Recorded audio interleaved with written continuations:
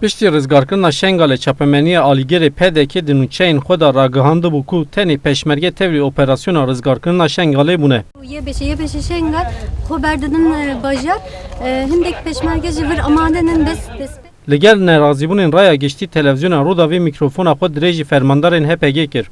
Rexnekî mecbûr ragihandinê heye du roja sê roje. Fermandarê HPG Agît Civyan rexne li çapemeniya Herêma Federal a Kurdistanê kir û got ku çapemenî yek alî nêzî rizgarkirina Şengalê dibe. Yan pirsava bersiv bidin em rexnekî mecbûr ragihandinê heye du roja sê roje. Ev ragihandina ku niha li çiya Şengalê ku zindî bernama çêdike ku weşanê dike.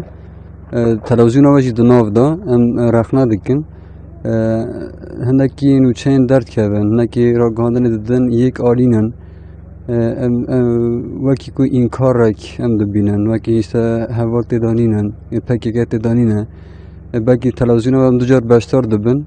Civyan diyar kir ku ji 15 tebaqa 2004 û vir va ew li Şengalê ne û peywira parastinê dikin û got ku wan beriya di rojan di 19 îlonê da dest bi pêngava rizgarkirina Şengalê kirine. Fakat ji bûna pirsava niha wekî tê zanîn sisê tebaxê ême 2014 êrişek mezin ser Şengalê hat kirin.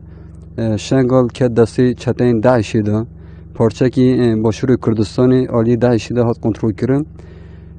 Pêncê tebaxê heta niha wekî HPG em çiya Şengalê nin. Şengal diparêzin, Şengal de şer dikin, berxwe didin. Ev 15 mehe jî ev berxwedan dewam dikir. Wekî tê zanin du roje Şengal jî derdorê Şengalê operasyona rizgarkirinê dest pê kir.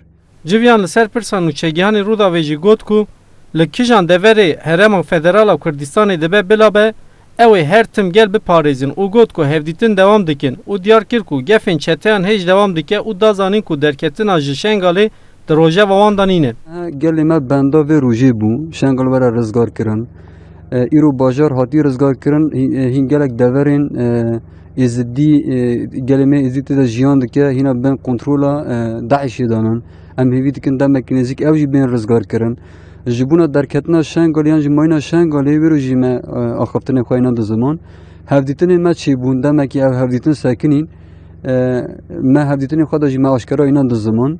Çi derdekî me ê ku em Şengalê ji Başûrê Kurdistanê qut bikin nîne. Wekî gelek can dibêjin Şengalê em kontrol bikin hakîmiyeta xwe de em bêjin em henin derve me kez nîne. Wekî ku ev 10 roje sürekli ev gotin alî pêşmerge de tê gotin. Tenê em henin tikez nîne. Em wisa nabêjin. Em hebûn heta ku roja me îro jî em her henin. Em dixwazin